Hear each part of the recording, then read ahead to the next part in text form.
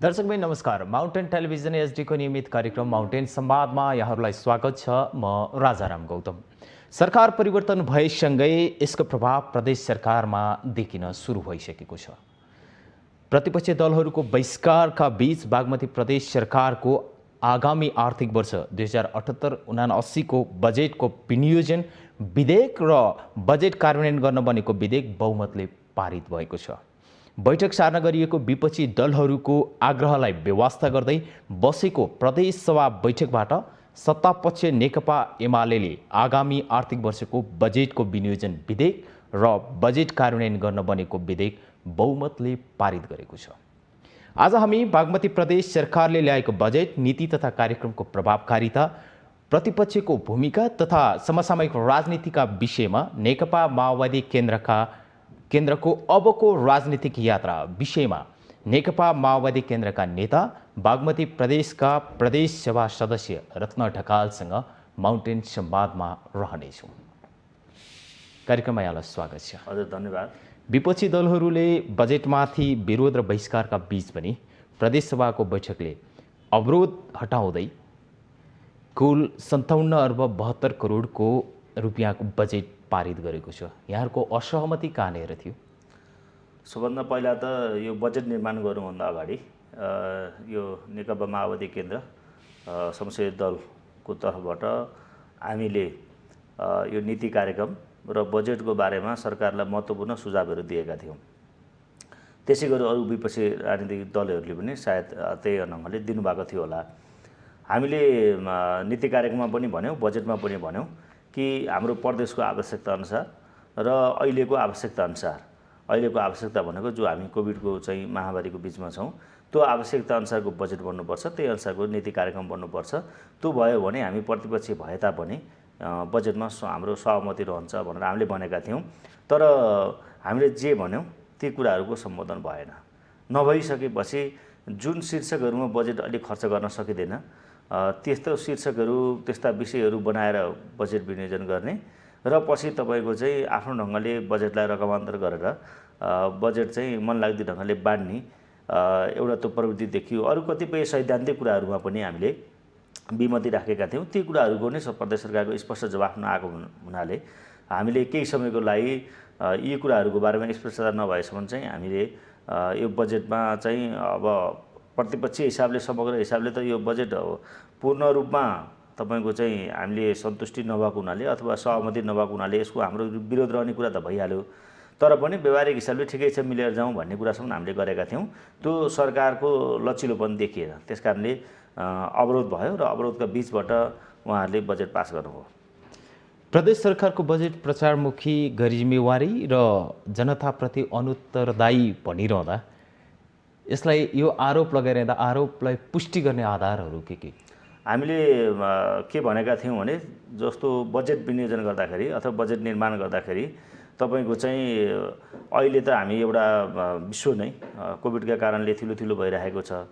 त्यो अवस्थामा तपाईँको चाहिँ हाम्रो प्रदेशमा पनि थुप्रै चाहिँ मृत्युवरण भएको छ, थुप्रै अहिले पनि कोभिडसँग लडिरहनु भएको छ। उहाँहरूले अहिले पनि तपाईँको चाहिँ आवश्यक मात्रा खोप पाउनु भएको छैन।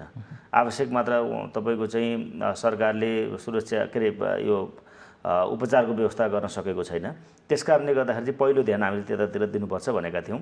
दोस्रो कुरो चाहिँ विकासको कुरा गर्दाखेरि अहिलेको हाम्रो प्रदेशको आवश्यकता अनुसार र यहाँको चाहिँ समय सापेक्ष अनुसारको चाहिँ बजेट निर्माण गर्नुपर्छ हामीले भनेका थियौँ। तपाईँलाई म 2-3वटा कुरा यहाँ राख्न चाहन्छु। जस्तो बजेट निर्माण गर्दाखेरि के हुन्छ भने सामान्यतया तपाईँको चाहिँ अब केही सैद्धान्तिक कुराहरू छन् जो सङ्घीय सरकार, प्रदेश सरकार र स्थानीय सरकार तिनै तहले मिलेर गर्ने अथवा सङ्घीय सरकारले पनि प्रदेश सरकारलाई तपाईँको सहयोग गर्ने वित्तीय हस्तान्तरण कार्यक्रम मार्फत र प्रदेश सरकारहरूले पनि स्थानीय तहलाई सहयोग गर्ने हुन्छन्।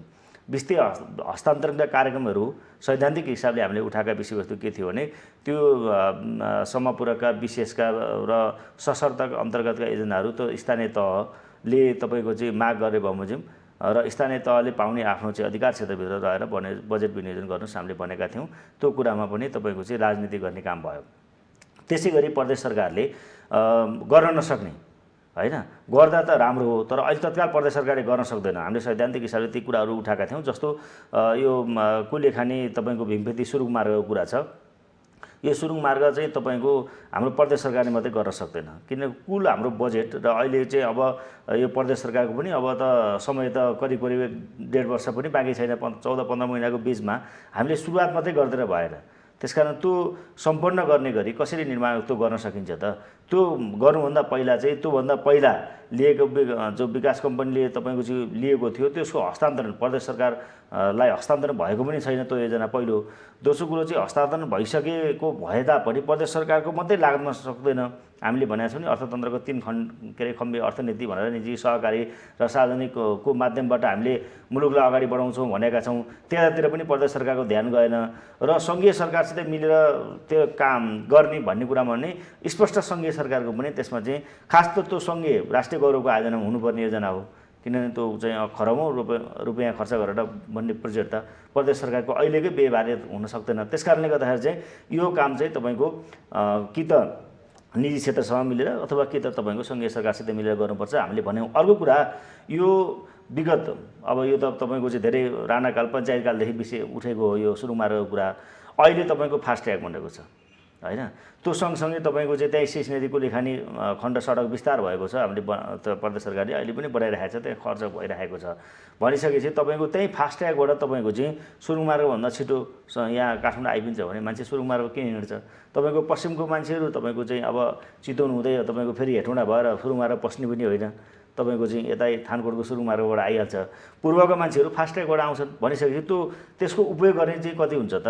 त्यसकारण यो पुरै चाहिँ तपाईँको अहिलेको निम्ति यो वस्तुवादी होइन, यो निर्माण गर्न जरुरी छ, तर यो निर्माण गर्दाखेरि यसको स्पष्टतासहित गर्नुपर्छ भनेर हामीले उठाएका थियौँ र त्यहाँ अरबौँ रुपियाँ बजेट छुट्याएर राख्नु हुँदैन भनेका थियौँ। एक दोस्रो कुरो सरकारले यो विद्युतीय सवारी साधन खरिद गर्ने कुरो गरेको छ, राम्रो कुरा हो, किनभने अब यो धुलो धुवाँ होइन यो रहित बनाउने कुरा राम्रो कुरा हो र प्रदेश सरकारले नै फेरि त्यो ढङ्गले गर्ने अब सेवा दिने भन्ने कुरा त्यो आफैमा राम्रो कुरा हो, नराम्रो कुरा होइन। तर विद्युतीय बस सञ्चालन गर्नुभन्दा अगाडि विद्युतीय बस सञ्चालन गर्न आवश्यक पर्ने पूर्वाधार हामीसित छ कि छैन त?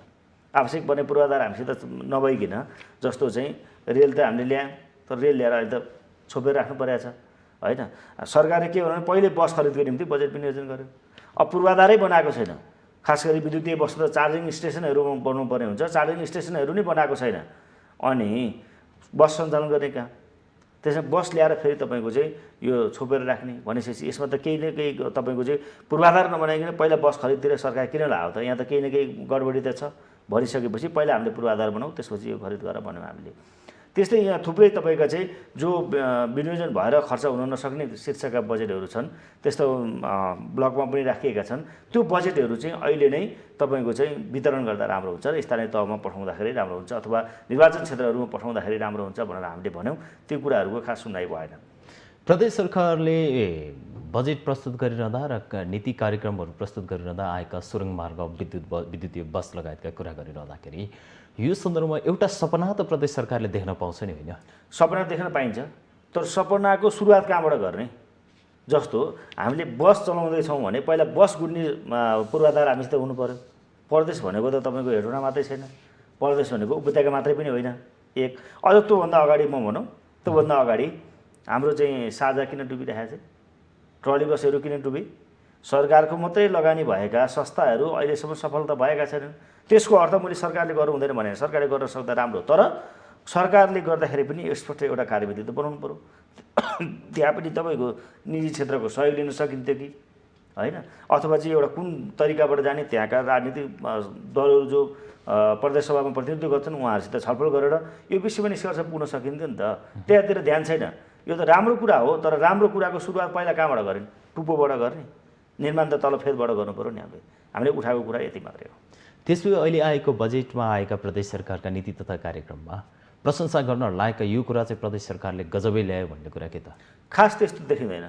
एउटा दुईवटा कुराहरू छन्, जस्तो कोभिडसँग सम्बन्धित रहेर बाबुआमा दुवै गुमाएकाहरूलाई अब तपाईँको चाहिँ मासिक हिसाबले तपाईँको चाहिँ 2000 रुपियाँ दिने भनेर जो निर्णय गरेको छ, अब त्यहाँ त त्यसमा पनि हामीले फरक धारणा राखेका थियौँ। बा अथवा आमा मध्ये एक गुमाएकालाई नै सहयोग गर्दा राम्रो हुन्छ भनेका थियौँ। बाबुआमा दुवै गुमाएकाहरूलाई त्यो चाहिँ राहत स्वरूप त्यो सहयोग गर्ने भनेको छ। सानातिना कुराहरू सामान्य जो विषयवस्तुहरू छन् कोभिडको सन्दर्भमा खोप खरिद गर्ने र तपाईँको अब यो प्रदेश प्रमुखको नाममा खोप लगाउने भनेर भनेको थियो, अहिलेसम्म खोइ सुरुवातै छैन। बजेट त विनियोजन भइसक्यो, कार्यान्वयन भए केही त्यस्ता कुराहरू पनि छन्, नभएका होइनन्।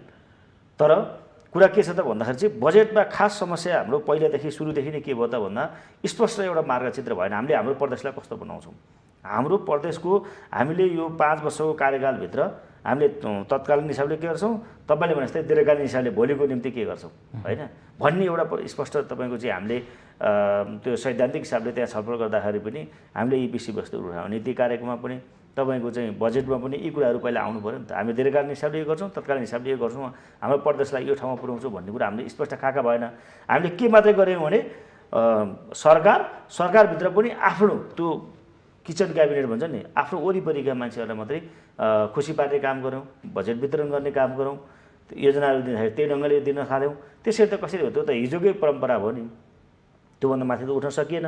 भनिसकेपछि त्यो तरिकाले त विकास हुँदैन। विकास त तपाईँको समान हिसाबले हुन्छ। समान हाम्रो प्रदेश आफैमा हेर्नु भने भौगोलिक हिसाबले समान पनि छैन। यहाँ उपत्यका पनि छ, यहाँ हिमाली क्षेत्र पनि छ, यहाँ चुरे पनि छ, यहाँ पहाडी क्षेत्र पनि छ। अनि त्यही अनुसारको चाहिँ तपाईँको अवस्था छ।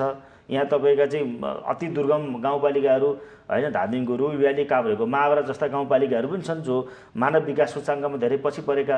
यस्ता क्षेत्रहरूलाई ध्यान केन्द्रित गरेर होइन तपाईँको यहाँको अचम्म धेरै कुरा तपाईँले देख्नु भने अचम्म यहाँ उपत्यकामा एउटा वडाको एउटा प्रदेश सभा छ होइन। पहाडी जिल्लामा जानुभयो हो भने तपाईँको 40वटा वडाको पनि तपाईँको एउटा निर्वाचन क्षेत्र छ। त्यसकारण कसरी हो त यसलाई वितरण गर्ने, कसरी हो त यसको मोडल भन्ने कुरा पहिला हुनुपर्थ्यो। एक दोस्रो स्थानीय तहले कतिसम्म गर्ने, प्रदेश सरकारले कतिदेखि कतिसम्मको योजनाहरू कार्यान्वयन गर्ने भन्ने हुनु पर्दैन। त्यसको एउटा खाका हुनु पर्दैन, कुनै मापदण्ड कुनै सिलिङ हुनु पर्दैन, त्यो पनि छैन।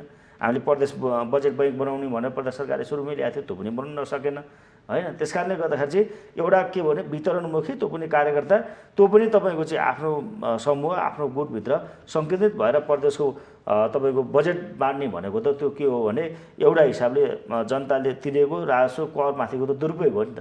त्यसकारण हामीले त्यो कुरालाई उठाएको हो। प्रदेश सरकारले समेट्नुपर्ने तर समेट्न नसकेका कुराहरूलाई थोरै हामी जोड्नेछौँ। यो सँगसँगै के कुरा जोड्न मन लाग्यो त्यही तपाईँले भने प्रदेश सरकारले समेट्न नसकेको कुरा मैले अलिकति जोड दिइहाल्छु। जस्तो हामीले सुरुदेखि नारा लगायौँ, के नारा लगायौँ भने प्रदेश सरकारले भन्यो एक घर एक धाराको नीति भन्यो। एक घर एक धाराको नीति अवलम्बन गर्ने, तर एउटा जिल्लामा एउटा बजेट आउँदाखेरि एउटा पनि नयाँ कार्यक्रम नहुने। अनि हामीले 5 वर्षमा सस्तो लोकप्रियताको निम्ति मात्रै हामीले नारा लगाएर भन्छ हामीले एक घर एक धारा होइन, एक जिल्ला एउटा कार्यक्रम पनि दिएनौँ, एक निर्वाचन क्षेत्र एउटा कार्यक्रम पनि होइन, एक स्थानीय तह एउटा कार्यक्रम पनि होइन, एक वडा एउटा कार्यक्रम पनि होइन, अथवा एक बस्ती एउटा कार्यक्रम पनि हाल्न नसक्ने सरकारले त्यो हो। जस्तो नजिकको कालोपत्री भएको सडकबाट अथवा तपाईँको स्थानीय के अरे यो जिल्ला सदरमुकामबाट गाउँपालिका केन्द्रसम्म सडकको चाहिँ कालोपत्री गर्ने भनेर भन्यो होइन। खोइ त अहिलेसम्म त्यो कुरा पनि पुरा हुन सकेन। कहिले स्थानीय तहले के अरे प्रदेश सरकारले गर्छु भन्थ्यो, अहिले सङ्घीय सरकारले गर्छु भन्छ। तर धेरै गाउँपालिकाहरूको अहिलेसम्म पनि केन्द्रमा जाने सडकहरू कालोपत्री हुन सकेका छैनन्। हामीले त्यो नारा त लगायौँ नि होइन। सबै स्थानीय तहमा हामीले 1500 अस्पताल पुऱ्याउँछौँ भन्यो होइन। खोइ त्यो पनि अहिले फेरि सङ्घीय सरकारले आफै बनाउँछु भनौँ, प्रधानमन्त्रीज्यूले बालवाटारबाट उद्घाटन गर्नुभयो, त्यो कुरा पनि कारण भएको छैन। यस्ता कयौँ कुराहरू छन् जो चाहिँ तपाईँका भौतिक पूर्वाधारसँग सम्बन्धित, स्वास्थ्यसँग सम्बन्धित, शिक्षासँग सम्बन्धित होइन, विकासका अरू कयौँ क्षेत्रसँग सम्बन्धित कुराहरू हामीले भन्नलाई भन्यौँ, नारा लगायौँ, तर कार्यान्वयन भएन। यो तरिकाले तपाईँको समृद्ध नेपाल सुखी नेपालीको नारालाई साकार पार्न सकिँदैन। त्यो अनुसारको अझ संविधानमा त हामीले समाजवाद उन्मुख अर्थतन्त्रको विकास गर्ने भन्यौँ। समाजवाद उन्मुख अर्थतन्त्रको विकास यो ढङ्गले हुनसक्छ, यो तरिकाले हुनसक्छ, यो शैलीले हुनसक्छ भन्न सक्दैन। त्यस कारण पूर्णतः तपाईँको बजेट निर्माण गर्दादेखि बजेट सरकारले अहिले सञ्चालन गरेका सबै क्रियाकलाप हेर्दा त यो टोटल असफल जस्तो देखिन्छ। यहाँहरूले केही मुद्दाहरू यसरी उठाउनु भयो कि प्रदेश सरकारले ती मुद्दाहरू फिर्ता लिएर त्यसमा विनियोजन गरिएका बजेटहरू पनि फिर्ता गरेर उनीहरूले तपाईँको मागलाई सम्बोधन गरेको अवस्था छ। यहाँले भनेको वैज्ञानिक प्रणाली, बजेट वितरणको वैज्ञानिक प्रणाली 1, 2, 3 गरेर सिलसिलेवार राख्नु पर्यो भने कसरी राख्नुहुन्छ? हो, हामीले विगतमा तपाईँले जो भन्नुभयो जस्तो यही गत यो हाम्रो चाहिँ आर्थिक वर्षमा तपाईँको चाहिँ मदन भण्डारी फाउन्डेसनमा 50 लाख दिएको थियो, प्रदेश सरकारले त्यो फिर्ता गर्यो। किनभने त्यो कुनै सङ्घ संस्थालाई अथवा कार्यान्वयन गर्ने दिएको थिएन, एउटा एनजिओलाई दिएको थियो। त्यो हामीले फिर्ता गर्न पनि त्यसलाई चाहिँ तपाईँको प्रदेश सरकारलाई बाध्य बनायौँ, त्यो फिर्ता पनि गऱ्यौँ। हामीले उठाएको कुरा के हो भने जस्तो चाहिँ प्रदेशमा हामीले प्रदेशको नीति तथा योजना आयोग निर्माण गरेका छौँ, राखेका छौँ, संरचना खडा गरेका छौँ, तलब खडा राखेका छौँ। नीति योजना आयोगले के गर्छ थाहा छैन हामीलाई, होइन? जस्तो मैले भने 1, 2, 3 गरेर भन्नु भने नीति योजना आयोग जस्तो तपाईँले बजेट निर्माण गर्दाखेरि नीति योजना आयोगले पनि त आफ्नो काम गर्न सक्छ नि त, त्यो ढङ्गले निर्माण गर्न सक्छ।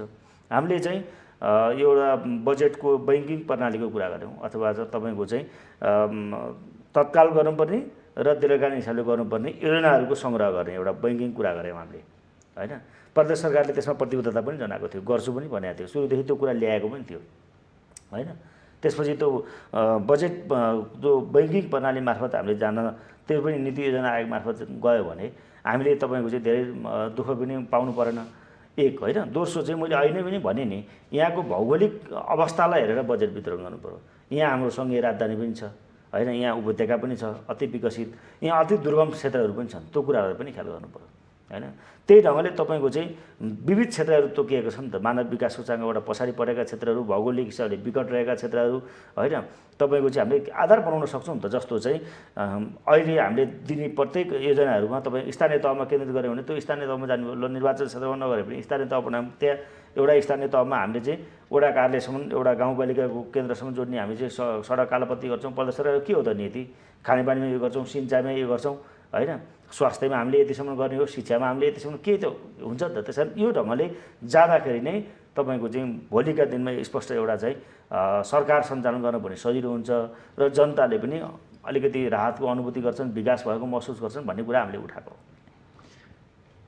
काभ्रे प्रतिनिधि सभा 1बाट प्रदेशमा प्रतिनिधित्व गर्दै गर्दा यहाँले जनतालाई कमिटमेन्ट गर्नुभएका कुरा कति पुरा भए, कति पुऱ्याउनु बाँकी छन्? अब काभ्रे जिल्लाको सबभन्दा विकट क्षेत्र प्रतिनिधि सभा 1 नै पर्छ, होइन? हामीले महाभारतदेखि लिएर चौधरीको उहाँ झन्डै तपाईँको विकट क्षेत्रहरूको एउटा चाहिँ भूगोल समेटिएको त्यो क्षेत्र हो। त्यसकारण सबभन्दा बढी त्यहाँ हामीलाई आवश्यक भनेको पूर्वाधारको क्षेत्रमा हामी पछि परेको हाम्रो क्षेत्रको हिसाबले। त्यो हिसाबले हेर्दाखेरि चाहिँ अहिले अब प्रदेश सरकारको चाहिँ हामीले भनेअनुसारको चाहिँ पर्याप्त मात्रामा स्रोत र साधन पनि छैन। जो सीमित स्रोत र साधनहरू छन् त्यसलाई पनि सही ढङ्गले वितरण गर्न सक्यो भने हामीले चाहिँ त्यसलाई पनि सन्तुलित ढङ्गले अगाडि लान सक्छौँ भनेर हामीले भनेका थियौँ। त्यसको बावजुद पनि यो 3 वर्षको योजनाहरूमा तपाईँले हेर्नु भने पूर्वाधारको क्षेत्रमा मेरो विचारमा, मेरो निर्वाचन क्षेत्रमा धेरै नै भयो त म त्यस्तो भन्दिनँ, तर जो केही नहुनुभन्दा राम्रो भएको छ। तपाईँलाई म उदाहरणको निम्ति भन्छु, जस्तो चाहिँ हाम्रोसित सबभन्दा दुर्गम क्षेत्र भनेको हामीले महाभारतलाई भन्ने गर्थ्यौँ। महाभारत गाउँपालिका हामी जाँदाखेरि कि त सिन्धुली हुँदै कि त ललितपुर हुँदै जानु पर्थ्यो। आज हामीले त्यो कुराको अन्त्य गरेका छौँ।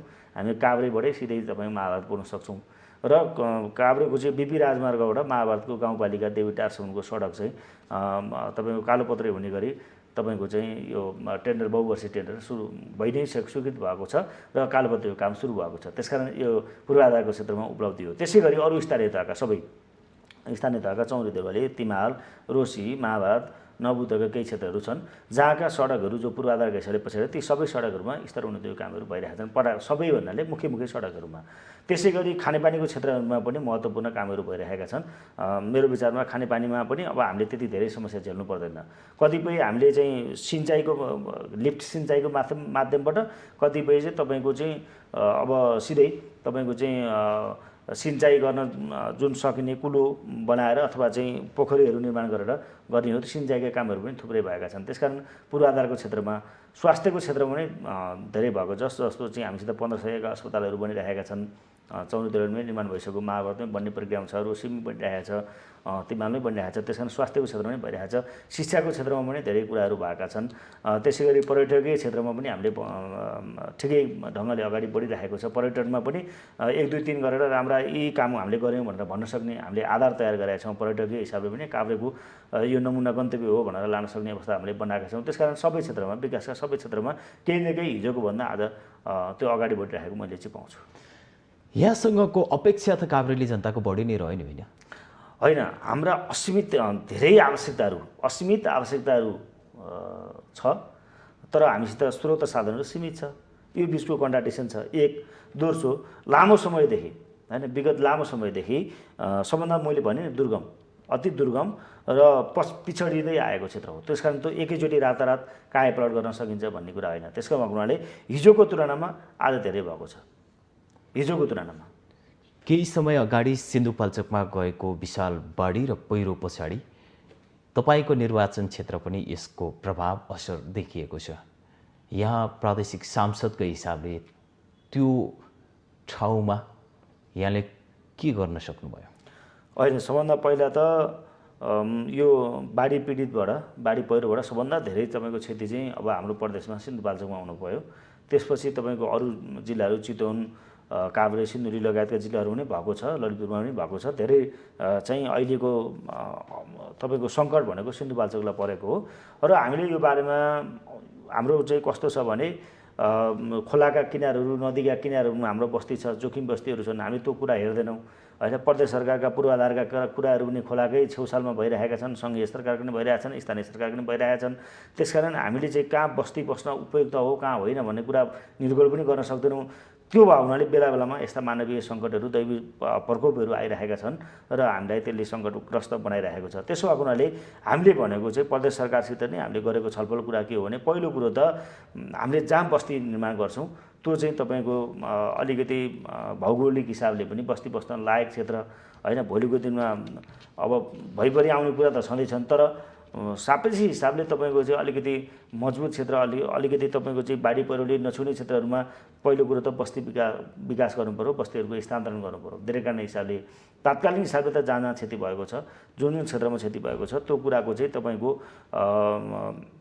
त्यो मृत्यु भएकाको होस् अथवा विस्थापित भएका परिवारलाई होस् होइन, अथवा तपाईँको चाहिँ घर जग्गा के अरे डुबानमा परेका बगाएका क्षेत्रहरू हुन्, त्यो क्षेत्रहरूको चाहिँ तुरुन्तै त्यसको पहल कदमी लिएर तपाईँको चाहिँ राहत उद्धारको काम गर्नुपर्छ भनेर हामीले भन्यौँ। खास गरी अब हामीले त हामी आफै पनि जनपरिचालित भएर गर्न पनि सक्छौँ, तर त्यो कुरा मुख्य कुरा होइन। मुख्य कुरा त सरकारले कुन ढङ्गले त्यसको व्यवस्थापन गर्छ भन्ने कुरा हो। त्यसकारण चाहिँ अहिले पनि हेरिरहेका छन् बाढी पीडितहरूले सरकारले कुन ढङ्गले व्यवस्थापन गर्छ। हामीले सस्तो प्रचारको निम्ति होइन 50,000 पैसा दिएका छौँ भनेर मात्रै पुग्दैन। 50,000 पैसाले के हुन्छ? न घर बन्छ, न तपाईँको चाहिँ अस्थायी एउटा चाहिँ बस्ने ठाउँ बन्छ। त्यसकारण यो दीर्घकालीन हिसाबले नै बस्ती विकासमा लाग्ने र तत्कालको राहतको कुरा चाहिँ हामीले सरकारसित गम्भीरतापूर्वक उठाएका छौँ। 72 सालको भूकम्प पछाडिको क्षति, पछिल्लो समयमा बाढी आएको बाढी पहिरो, कोरोनाको सङ्क्रमण, यी विविध अप्ठ्याराहरूका बावजुद पनि यहाँको क्षेत्र, यहाँको ठाउँ, दोलालघाटको पर्यटकीय सम्भाव्यता, तेमाल क्षेत्र र ग्रामीण विकासका योजनाहरू लग्ने पर्याप्त ठाउँ हुँदाहुँदै दीर्घकालीन योजना बनाएर जान आवश्यक ती योजनाहरू बन्न सके कि सकेनन्? तपाईँले भनेको जस्तो ठ्याक्कै हामीले दीर्घकालीन हिसाबले नै त्यस्ता योजनाहरू हामीले बनायौँ त मैले भन्न सक्दिनँ। अघि नै पनि भने नि, किनभने त्यसको निम्ति त पहिला सरकारको स्पष्ट दृष्टिकोण चाहियो होइन, सरकारको एउटा भिजन चाहियो, सरकारले त्यो कुराको पहल कदमी गर्न सक्नु पर्यो। तर हामीले जो भनेका छौँ दोलाघाट पर्यटकीय क्षेत्र विकास, तिमालमा तपाईँको चाहिँ अब हिजो चाहिँ तामाङहरूले राज्य गरेको ऐतिहासिक ठाउँदेखि लिएर अहिलेको हाम्रो सबभन्दा महँगो बुद्ध चित्रदेखि हुने ठाउँदेखि लिएर अनि त्यसपछि गएर चाहिँ बौद्ध धर्मावलम्बीहरूको निम्ति एउटा आकर्षक केन्द्र जो तामाङका चाहिँ राजाले राज्य गरेको ठाउँ होइन। त्यसै गरी रोसीको महाभारत हिम श्रृङ्खलासँग जोडिने, त्यसै गरी चौरी देवालीको तपाईँको सैलुङसम्म जोडिने होइन, त्यहाँका चाहिँ पुराना कला संस्कृतिसँग होइन, धर्म के अरे धार्मिक स्थलहरूसँग अथवा हामीले त्यो भौगोलिक हिसाबले पाएका प्राकृतिक जो स्रोत र के अरे स्थानहरू छन् तिनीहरूको पहिचान गरेर त्यो ढङ्गको तपाईँको चाहिँ पर्यटकीय हिसाबले एउटा गन्तव्य बनाउनुपर्छ भनेर कामका केही सुरुवातहरू चाहिँ भएका छन्। तर दीर्घकालीन हिसाबले ठ्याक्कै हाम्रो यो ढङ्गले हामी यहाँ पुर्याउँछौँ भन्ने चाहिँ तपाईँले भनेको जस्तो हुन सकेन, दुःखको कुरा। त्यो काम त यहाँहरूले नै गर्ने हो नि? होइन, अब हामीले नै गर्ने हो। दुइटै कुरा छन्। पहिलो कुरो त मुख्यतः हामीले अब नीति निर्माण गर्ने हो, कानुन निर्माण गर्ने हो। एउटा हामीले के भनिरहेका छौँ भने सिस्टमबाट तपाईँको चाहिँ विकास होस्। जस्तो हामीले हिजो एकात्मक व्यवस्थामा होइन, हिजो तपाईँको केन्द्रशासित जो अवस्था थियो होइन, सिमन्दराहरू नै आएर मागेर लानुपर्ने, आज धेरै कुराको त अन्त्य भएको छ होइन। केही बजेटहरू सिधै स्थानीय तहमा जान्छन्, प्रदेशमा आउँछ र सङ्घीय त्यही सरकारले गर्छन्। त्यसो भएको हुनाले निर्माण गर्ने चाहिँ तपाईँको यो विकासको तपाईँको चाहिँ मोडल अथवा विकासको त्यहाँको आवश्यकताको आवाज उठाउने हामीले हो गर्ने चाहिँ सरकारहरूले हो। हामीले आवाज उठाउने हो, त्यहाँको जनताको मागको सम्बोधन गर भन्ने हो र हामीले सरकारलाई घचघचाउने हो। त्यो काम चाहिँ हामीले गरेका छौँ। त्यसो भए एकचोटि फर्केर हेर्दा आफ्नो कार्यकाललाई कसरी समीक्षा गर्नुहुन्छ आजको दिनसम्म आइपुग्दा? तपाईँले भने जस्तो समग्रमा हेर्दाखेरि चाहिँ जुन निर्वाचनको बेला हुन त चुनाव अगाडि यो गरिदिन्छु त्यो गरिदिन्छु भनेर भोट त मागेको होइन, तैपनि निर्वाचनको बेला त्यहाँको जो आवश्यकताहरू देखियो नि ती आवश्यकताहरूको मेरो विचारमा 50% भन्दा माथि चाहिँ सम्बोधन भएको मैले चाहिँ महसुस गरेको छु होइन। अब त्योभन्दा अलिकति बढाउनु कति प्रतिशत पुग्यो, प्रतिशत हिसाबले 51 भन्दा माथि नै छ।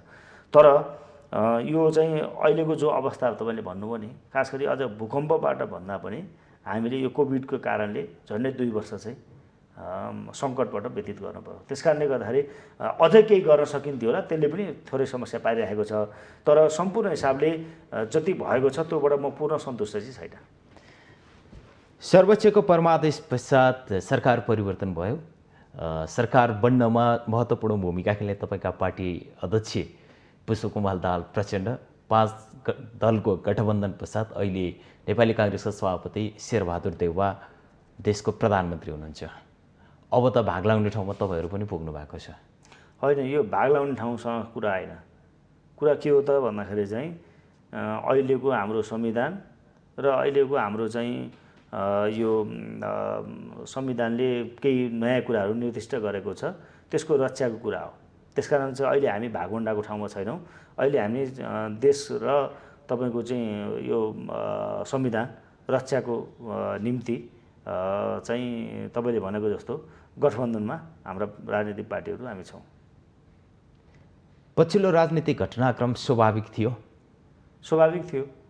किन स्वाभाविक थियो भने तपाईँलाई म भनौँ कि यो अहिलेको सरकार, खास गरी हामीले नेकपा हुँदाखेरि हामीले के भन्यौँ भने पहिलो हाम्रो यो सरकारको दायित्व के थियो भने यो संविधानको कार्यान्वयन गर्ने।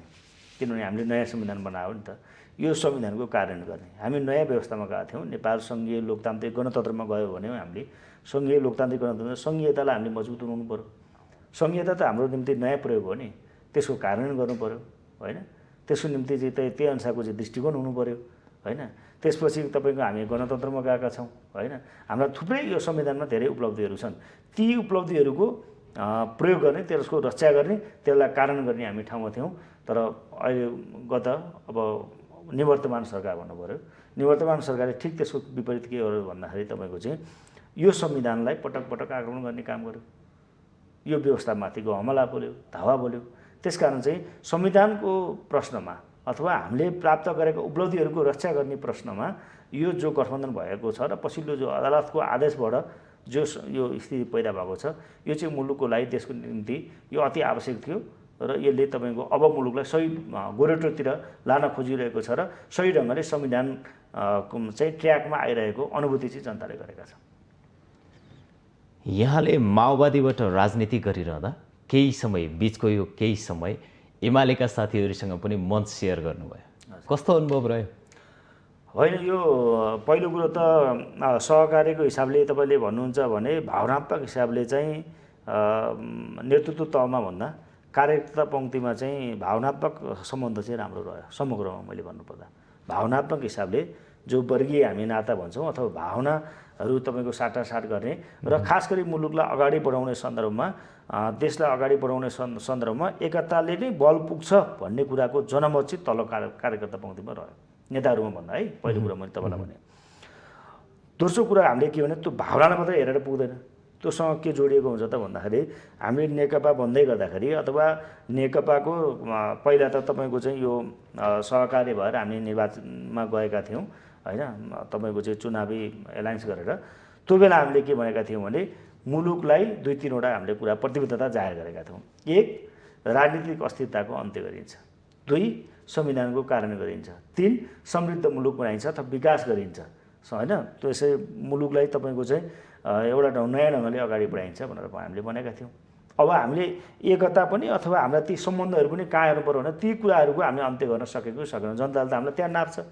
हामीले अस्थिरताको राजनीतिक अस्थिरताको अन्त्य गर्न सकेको सकेनौँ, हामीले तपाईँको संविधानको कार्यान्वयन गर्न सकेको सकेनौँ, रक्षा गर्न सकेको सकेनौँ र मुलुकको विकासलाई हामीले कहाँ पुर्याएका छौँ र जनताका आवश्यकताहरू कुन ढङ्गले सम्बोधन गऱ्यौँ भन्ने कुराबाट हेर्दाखेरि फेरि पछिल्लो चरणमा बुझाइहरूमा फरक पर्न थालेका थिए। जो तपाईँले भन्नुभयो नि कस्तो रह्यो यो सम्बन्ध भनेर बुझाइहरूमा फरक पर्न थालेका थिए कि अब एकाथरी साथीहरू भन्न थाल्नुभयो कि अब तपाईँको चाहिँ सरकारले गरिरहेछ होइन, भइरहेछ। हामीले भन्यौँ भएको त देखिँदैन, न त संविधानको कुरा छ, संविधानमाथि पटक पटक आक्रमण छ, हमला छ, विकास र समृद्धिका हामीले ठुल्ठुला सपना मात्रै देखायौँ जनतालाई जो पुरा हुन सक्दैन थिए। सपना देख्नु त राम्रो कुरा हो, सपना देख्न पाइन्छ, तर त्यो सपना तत्काल जनताले चाहिँ कसरी राहत गर्न पाए त भन्ने कुरा त तल जनताको दैनिक जीविका कसरी पार्जन भइरहेछ होइन। हामीले हाम्रो अर्थतन्त्रको चाहिँ विकास हामीले कसरी गरिरहेका छौँ, आत्मनिर्भर अर्थतन्त्रको विकास गर्न सक्यौँ कि सकेनौँ, हामीले मुलुकलाई कुन ढङ्गले अगाडि बढायौँ। त्यसकारण विकास मात्रै भनेर विकासको पनि तपाईँको मोडल हुन्छ। त्यसकारण ती कुराहरू चाहिँ पुरा भयो कि भएन भनेर हेर्दै गर्दाखेरि फेरि बहसहरूले हामीलाई कहाँ अलि पर पुऱ्याइरहेका थिए र यो स्थितिसम्म आउनु आयो। यहाँहरू आफूलाई अग्रगमन र एमालेलाई पश्चगमन भनेर अब व्याख्या गर्न थाल्नु भएको छ। होइन, समग्र एमालेलाई अग्रगमन र पश्चगमन भनेर मिल्दैन। एमाले भित्र पनि अग्रगमन साथीहरू पनि हुनुहुन्छ, एमाले भित्र पनि अग्रगमन प्रवृत्ति विचार दृष्टिकोणहरू पनि छन्। तर अहिले भएको नेतृत्व जो बालवाला नेतृत्व हो एमालेको, त्यो चाहिँ एक यो अग्रगमनको पक्षधर पनि छैन, त्यो नेतृत्व कम्युनिस्ट पनि होइन, त्यो नेतृत्व गणतन्त्रवादी पनि होइन, त्यो नेतृत्व संहिताको पक्षधर पनि होइन, त्यो नेतृत्व तपाईँको चाहिँ धर्मनिरपेक्षताको पक्ष पनि होइन, त्यो नेतृत्व समानुपातिक र समावेशीताको पक्षमा पनि होइन। समग्रमा भन्नुपर्दाखेरि त्यो नेतृत्व मुलुकलाई पुनर्संरचना गरेर अगाडि बढाउनुपर्छ भन्ने दृष्टिकोण भएको नेतृत्व होइन। नेतृत्व जसले मुलुक पार्टीलाई अगाडि बढाउँछ, जसले मुलुकलाई अगाडि बढाउँछ, जस्तो तपाईँलाई मैले भनौँ झन्डै 2/3 साथ सरकारमा हामी गएका थियौँ। राज्यलाई त कायापालट गर्न सकिन्थ्यो, उलटपुलट बनाउन सकिन्थ्यो नि। यत्रो जनमतका साथ हामी उपस्थित भएका थियौँ। किनभने त्यो अग्रगमन अथवा अगाडि बढ्ने दृष्टिकोण नै भएन, त्यसकारण त्यो हुन सकेन। त्यसो भएको हुनाले त्यो प्रवृत्ति हाबी रह्यो भन्न खोजेको, समग्र एमालेले त भन्न मिल्दैन। 2064को यहाँहरूको निर्वाचनबाट 2074सम्म आइपुग्दाखेरि माओवादी यात्रालाई कसरी समीक्षा गर्नुहुन्छ राजनीतिलाई? यो बिचमा निकै उतार चढावहरू हेर्नु पर्यो, निकै तपाईँको चाहिँ दुःखद कुरा, टुटफुट र विभाजनका ठुल्ठुला श्रृङ्खलाहरू भए। जब तपाईँको चाहिँ 64 सालमा पहिलो पार्टी पनि यति धेरै पहिलो पार्टी कि काङ्ग्रेस र एमाले भन्दा झन्डै दुब्बर परिणाम साथ आएर मुलुकलाई अगाडि बढाउने नेतृत्व पाएको माओवादी आफ्नै कारणले, आफूभित्रकै अन्तर्भुक्तको कारणले पछि विभिन्न टुक्रा चिरा हुन पुग्यो र 70 सालमा जाँदाखेरि त्यसको ठिक तपाईँको उल्टो भयो होइन। त्यसो भएको हुनाले यो बिचको चाहिँ समयको अवधिको हिसाबले हेर्नुहुन्छ भने तपाईँको चाहिँ माओवादीका निम्ति धेरै सकारात्मक रहेन। समग्र माओवादीका निम्ति चाहिँ टुटफुट विभाजनका यी कयौँ श्रृङ्खलाहरूबाट गुज्रनु पर्यो। तर केही उपलब्धिहरू पनि भयो। फेरि केही उपलब्धि भयो भने यो बिचमा तपाईँको संविधान बन्यो, नयाँ संविधान निर्माण भयो। नयाँ संविधानमा सबै माओवादीले उठाएका पहिलाका सबै एजेन्डाहरू समावेश भयो भन्ने होइन। त्यहाँ पनि त्यति बेला पनि माओवादीले पनि आफ्ना यो संविधान बन्दा पनि आफ्ना फरक मतहरू पनि राखेको छ। तर मैले अहिले भनेका केही उपलब्धिहरू होइन, हामी सङ्घीयतामा गयौँ होइन, नेपाल गणतन्त्रमा गयो, 237 वर्ष लामो पुरानो राजतन्त्रको अन्त्य भयो, व्यवस्थामा हामीले परिवर्तन गऱ्यौँ। त्यसकारण यो उपलब्धि हो। त्यो सँगसँगै अहिले पछिल्लो चरणमा एउटा वृहत वामपन्थीहरूको एकता गर्ने भनेर जो सुरुवात भयो त्यसको नेतृत्व नै अध्यक्ष कमरेड प्रचण्डले नै गर्नुभयो। त्यो हिजो माओवादीभित्र विभिन्न ढङ्गले विभाजित भएका शक्तिहरूलाई केन्द्रीकृत गर्ने होस् अथवा वामपन्थी आन्दोलनतिर अथवा नेकपा एमाले लगायतका राजनीतिक पार्टीहरूलाई एकातिर एकातिर विभाजनको श्रृङ्खलाको पाठ सिक्दै फेरि अर्कोतिर नयाँ निर्माणको प्रक्रियामा पनि अगाडि बढिरहेको थियो। त्यसलाई निष्कर्षमा पुर्याउन, त्यसलाई टिकाइराख्न सकिएन। नसक्नुको कारण चाहिँ तपाईँको देखिहाल्नुभयो, विविध खालका प्रवृत्तिहरू, देशी विदेशी शक्तिहरू हाबी भएर पार्टी तपाईँको चाहिँ विभाजनको दिशातिर पुर्याइयो। नत्र भने एउटा प्रकारको फेरि उपलब्धिहरू पनि भएका छन्। त्यसकारण चाहिँ त्यसलाई तपाईँ दुईटै दृष्टिकोणबाट हेर्नु भने एकातिर ठुल्ठुला विभाजनको श्रृङ्खला पनि बिहोर्नु पर्यो, अर्कोतिर फेरि एकताका प्रयासहरू पनि भएका थिए र फेरि अहिले विभाजनतिर गएको छ। त्यसकारण समग्रमा भन्नुपर्दा मुलुकले चाहिँ संविधान पाएको छ। एजेन्डा तपाईँहरूको इस्टाब्लिस हुने, पार्टी तपाईँहरू नै खुम्चिने, यो विडम्बना अहिले त्यही विडम्बना भएको छ। मैले यो बिचको जो भनेको छु नि, यो अहिले पनि के हो त भन्दाखेरि चाहिँ अहिलेको सरकार पनि मजाले टिक्थ्यो। टिक्न नसक्ने कारण के हो त भन्दाखेरि चाहिँ एजेन्डा ती जो माओवादी आन्दोलनबाट स्थापित भएका एजेन्डाहरू थिए, त्यो एजेन्डालाई होइन अब तपाईँको चाहिँ हाम्रो तत्कालीन अब निवर्तमान प्रधानमन्त्री केपी ओलीले स्वीकार भएको थिएन। त्यसकारण त्यो कुराको नेतृत्व र तपाईँको विचारबीचको होइन नेतृत्व र एजेन्डा बिचको त्यहाँ चाहिँ के भयो त भन्दा अन्तर्विरोध सिर्जना भयो, जो कारण हुन सकेन। र भोलि पनि अहिले पनि म भन्छु अब मुलुकलाई नयाँ दिशामा अगाडि बढाउने हो भने होइन अब हाम्रा विचारहरूमा हाम्रा दृष्टिकोणहरूमा हामीले नै परिमार्जन गर्नुपर्छ। यो तरिकाले हामीले मुलुकलाई अगाडि बढाउन सक्दैनौँ। स्वभावतः कुनै न कुनै नेतासँग कोही न कोही नेता नजिक हुन्छ नि। पार्टी अध्यक्ष प्रचण्डसँगको तपाईँको सामिप्यता सर्वविदित छ, धेरै नजिकको सम्बन्ध तपाईँले राख्नु भएको छ।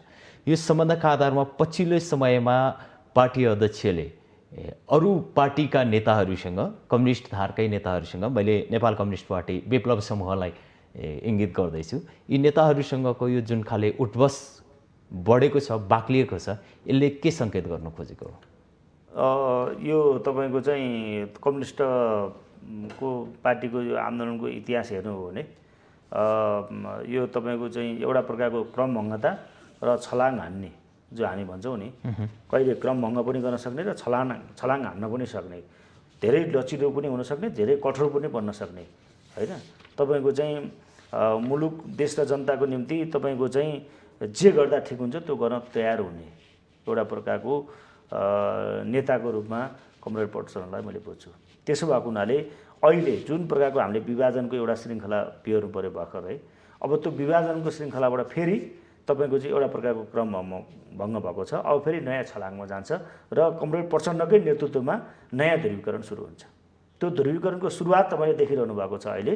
त्यो नेकपा एमाले भित्र रहेका क्रान्तिकारीहरू अथवा चाहिँ मुलुकलाई अगाडि बढाउनुपर्छ भन्ने प्रवृत्ति शक्तिहरू होस्, अथवा तपाईँको चाहिँ हिजो सशस्त्र आन्दोलनबाटै फेरि मुलुकलाई परिवर्तन गर्नुपर्छ भनेर हिँडेको चाहिँ तपाईँको नेकपा तपाईँको चाहिँ अब हाम्रो नेत्र विक्रमचन्द्र विप्लव को पार्टी होस् अथवा अरू साना कम्युनिस्ट पार्टीहरू, अब मुलुक फेरि नयाँ ढङ्गको ध्रुवीकरण, नयाँ ढङ्गको एकता र नयाँ ढङ्गको कम्युनिस्ट पार्टी निर्माणको अभियानमा मेरो विचारमा अब अध्यक्ष कमरेड लाग्नुहुन्छ र एउटा प्रकारको देशमा तपाईँको चाहिँ मुलुकलाई फेरि नयाँ अगाडि बढाउने दृष्टिकोणसहित उहाँ अगाडि बढ्नुहुन्छ भन्ने नै मैले बुझेको छु।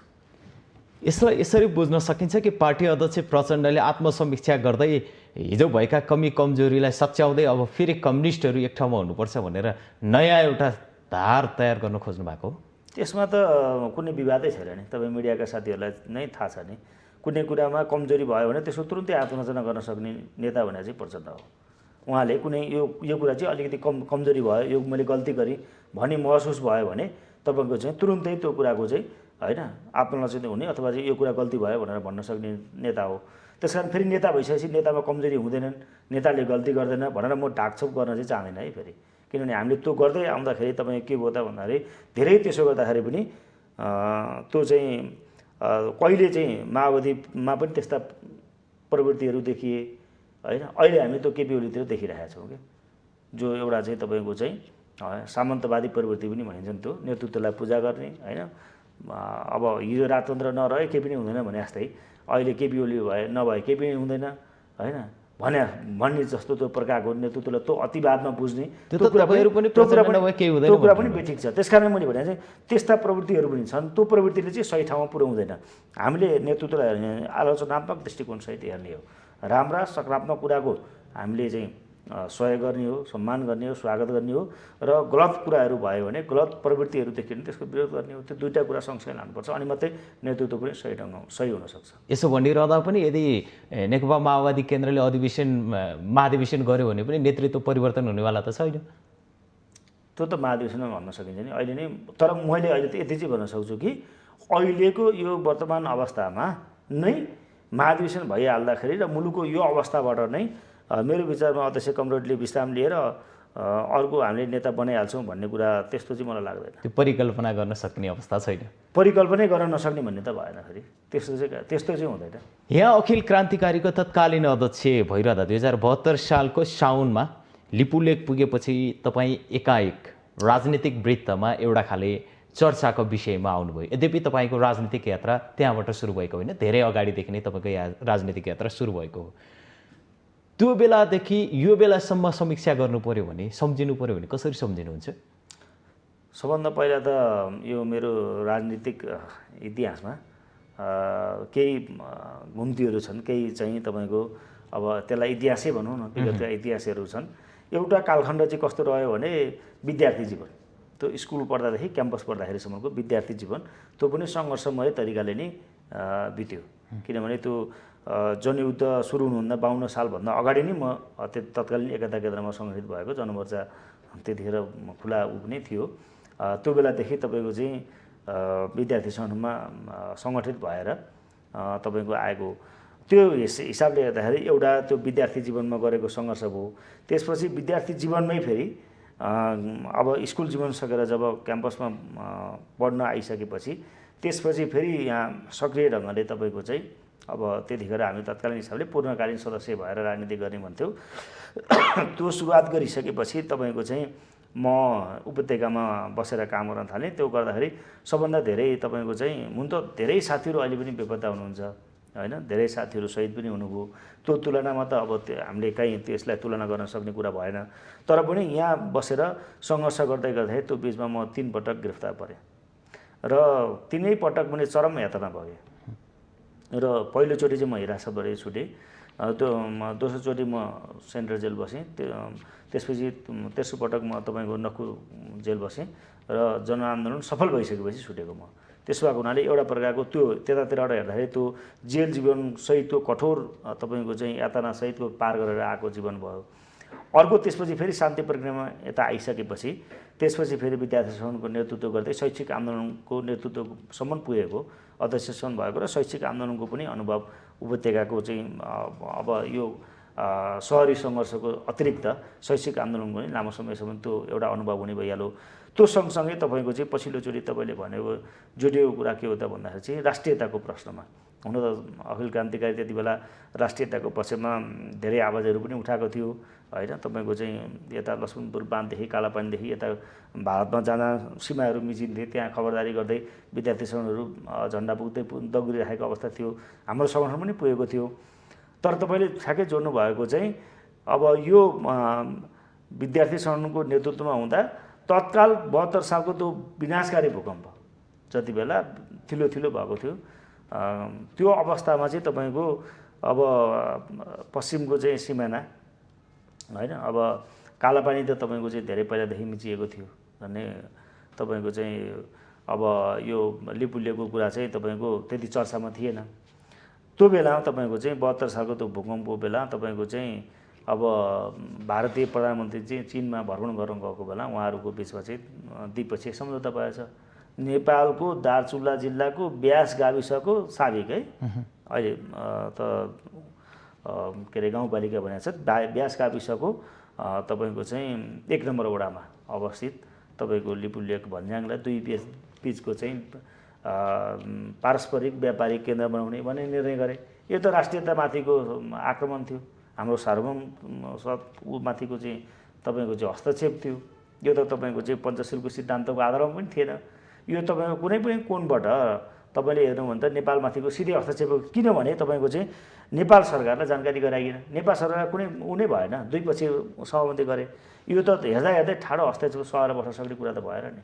त्यसो हुनाले विविध कठिनाइका बावजुद पनि एउटा राष्ट्रियताको जागरण लिएर त्यो अभियान मैले सञ्चालन गरेको थिएँ। कठिनाइको बिचबाट जतिखेर भूकम्पले आक्रान्त थियो त्यो बेलामा तपाईँको चाहिँ त्यो यहाँ काठमाडौँबाटै हामीले सिधै उहाँ मात्रै होइन, काठमाडौँबाट चितवन, बुटोल, दाङ, नेपालगञ्ज, धनगढी होइन मा एउटा जनप्रदर्शन गर्दै जनताहरूलाई राष्ट्रियतामाथि भएको हस्तक्षेपको प्रति जागृत गर्दै त्यसपछि दार्चुलाको खलाङ्ग हुने कार्यक्रम गरेर त्यसपछि हामीले दुईतिरका बाटा थियो। अहिले तपाईँले सुनिरहनु भएको छ मिडियामा, छाङ्गु समन्वयले चाहिँ त्यो हाम्रो सशस्त्रको टोली पनि गएर बसेको छ, त्योभन्दा हामी धेरै माथि गएको हो।